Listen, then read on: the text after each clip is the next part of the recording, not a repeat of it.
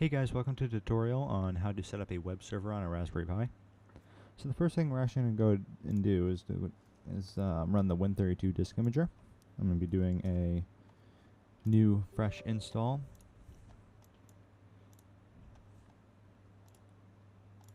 So you want to go ahead and grab this Raspbian Jessie image.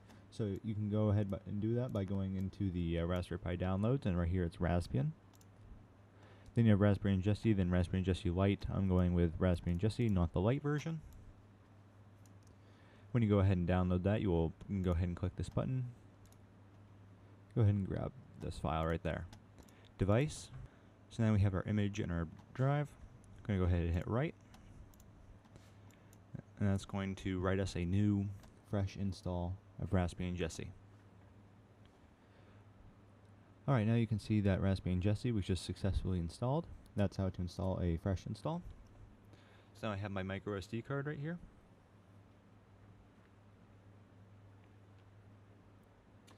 Go ahead and grab my Pi. This is a Raspberry Pi 3 in a layered acrylic case. So I'm going to go ahead and plug that sucker right in. Now we're going to go ahead and plug this into the capture card, and I'm going to switch on over. Okay, so now I have my Pi connected to my display capture device, and I have a wireless keyboard connected to it, and now I'm going to connect power. So this is what you would see if you had it connected to a monitor. Alright, so if you see those 4 Raspberry Pi symbols, it means you're running the newest version. And this is what you should see. Now I have the Raspberry Pi 3, which boots up the fastest. I recommend the Raspberry Pi 3 instead of getting the Pi 2, B+, or 1. And this is a Model P, by the way, so I have the 4 USB ports and the faster Ethernet.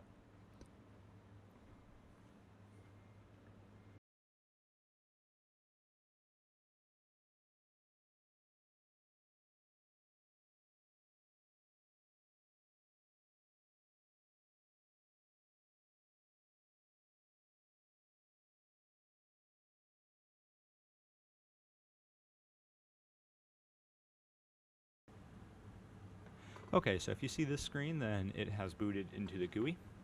But we're not going to use the GUI at all right now. So I'm going to go ahead to this terminal. First we're going to configure this, and the way we do that is sudo raspi-config. And that'll bring up this menu. First you want to expand the file system. That'll make it so you can use your entire SD card. Let me see if I can make this bigger for you guys.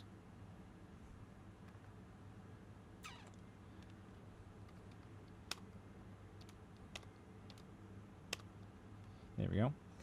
Now you're going to want to change the user password.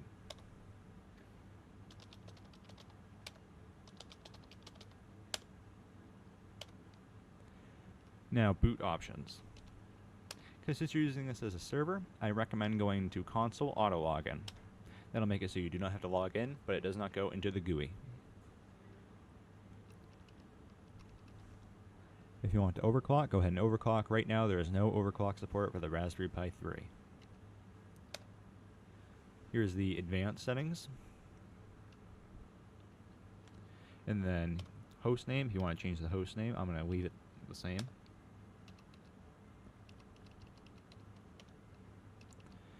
SSH, you would like to use SSH. It should already be enabled, but if it isn't, that is how to enable it. If you want audio to come out for whatever reason, even though it's a server, go ahead and configure that.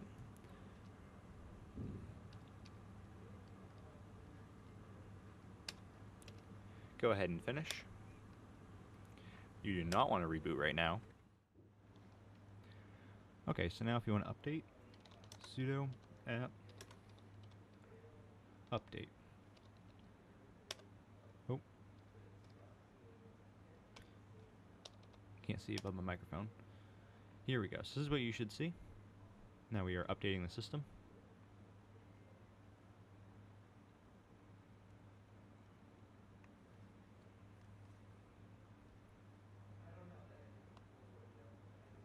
You should always do this after a fresh install or before you're trying to install a package.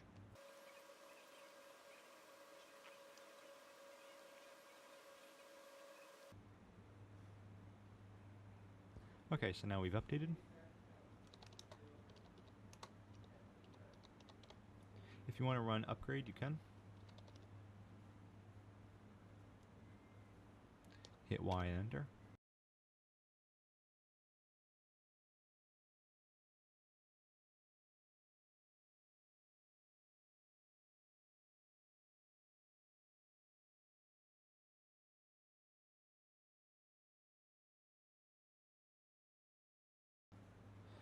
Now that we're done upgrading and updating, we're going to do sudo reboot.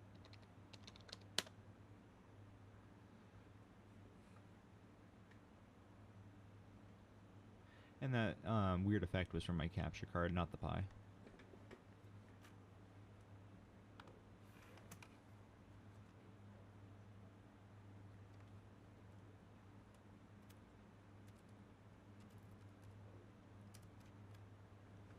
Alright, so this is the auto login. So as you can see, we do not go to the GUI, but we also don't have to log in.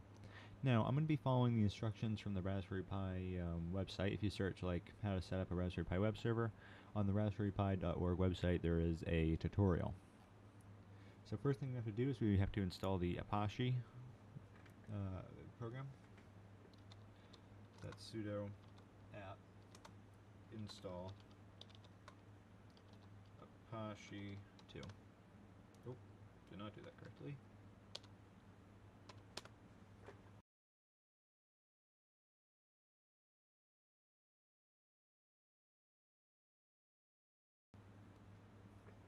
Okay, so now that we have the server up and running, alright, because right now it is in fact running, I'm going to go ahead and switch over to my laptop, which is on the same network as the Pi.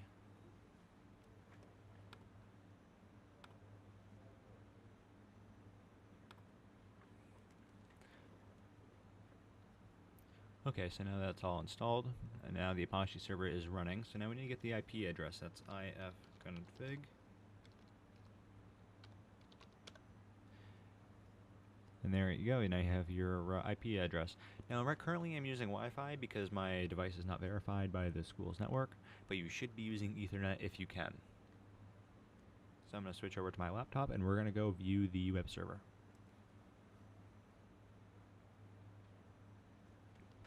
Okay, so now on your computer, you go ahead and type in the IP address of the machine, and you hit enter.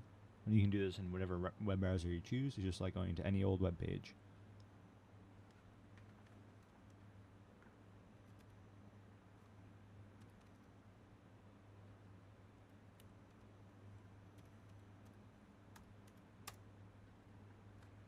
And then you should see this is the Apache 2 default web page, as you can see on the top here. This is just telling you it works and where everything is. So now going back over to the Pi, so the file that you want to be able to edit, so you can edit the HTML, is at /var/www/html/index.html. So we're going to go ahead and navigate to that. So that's cd/var.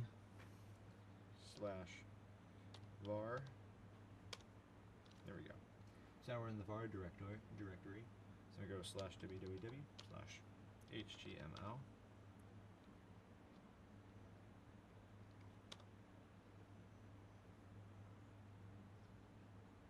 Oh, forgot the cd.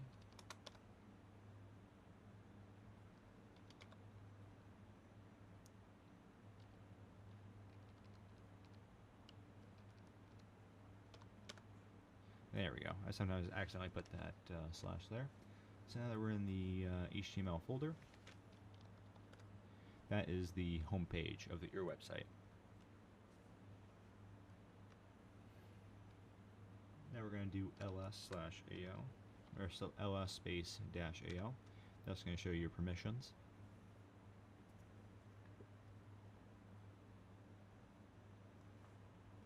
So if you ever need to change any permissions, you can change them to that file, and you can see what the permissions are. So now we're going to go ahead and we're going to install PHP. Go to sudo apt install PHP5 lib Apache2 mod PHP.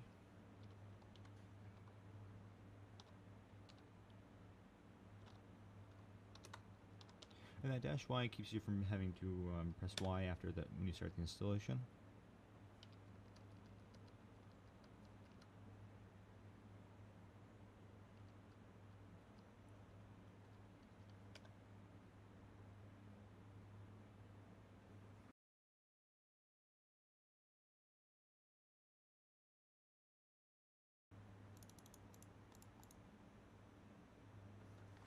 Okay, so now since it's all installed, you want to be able to run PHP with Apache, so you do sudo service Apache2 restart.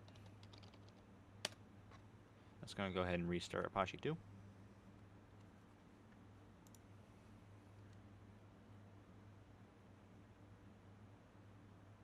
Now you're going to want to do sudo rm index.html and sudo nano index.html. So now we have a fresh HTML. If we go onto our web server here, switching over computers, now you get this index of slash.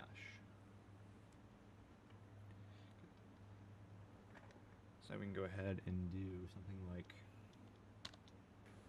okay, so now I have a fresh HTML document to edit, and you can type in whatever you want here. It'll show up just fine. I was going to type in some random gibberish.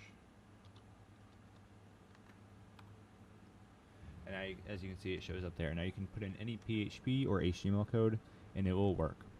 Now you can also install WordPress if you want, but I'm going to leave it just like how it is right now, because I'm using this web server for development and a idea that I have. So I hope this helps you, and I'm going to put the link of how to install WordPress below. It's very, very easy.